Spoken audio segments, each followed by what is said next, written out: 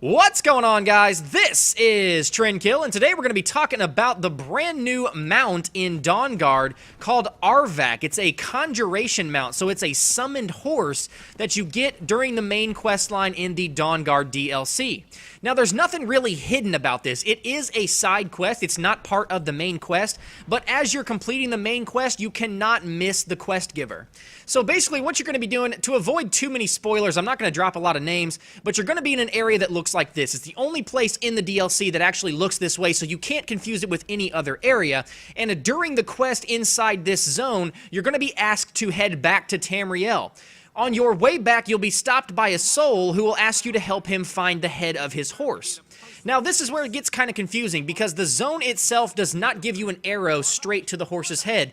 You kind of have to wander around this entire area looking for the right spot. Once you get close enough, the arrow actually does pop up and you can just go grab the head, but you've got to find that area first. So what you want to do is, from that guy, you want to turn back around the direction you came from. So you want to be heading toward the large castle or manor or mansion, whatever that thing is, and you want to start heading towards the right of it.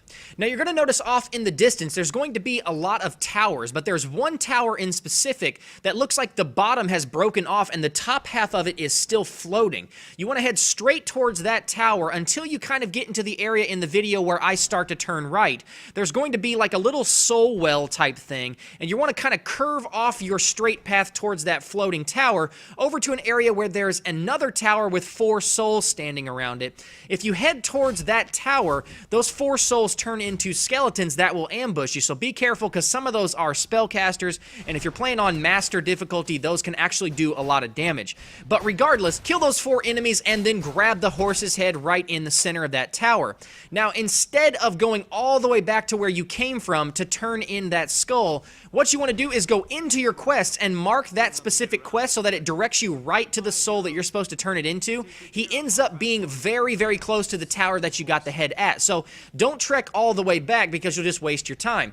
But once you do that, he gives you the spell. It doesn't actually tell you that he's giving you the spell, so it's kind of confusing, but he gives you a conjuration spell. You have to go through your list of conjuration spells, and you have to actually equip it as a spell and then cast it on the ground like you're summoning an Atronach, but it summons a rideable horse mount that obviously can die, but if it dies, all you have to do is resummon it. So in my mind, it's still second best to Shadowmere. It is not aggressive, so if you have it in combat and you get off, it will not help you attack. It will run away.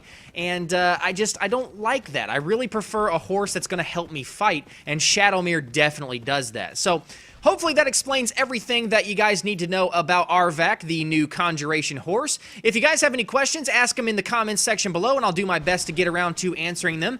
Otherwise, guys, I'm going to go ahead and get out of here. Thanks for stopping by and hanging out with me, and we'll see you next time. Thanks, guys. Bye.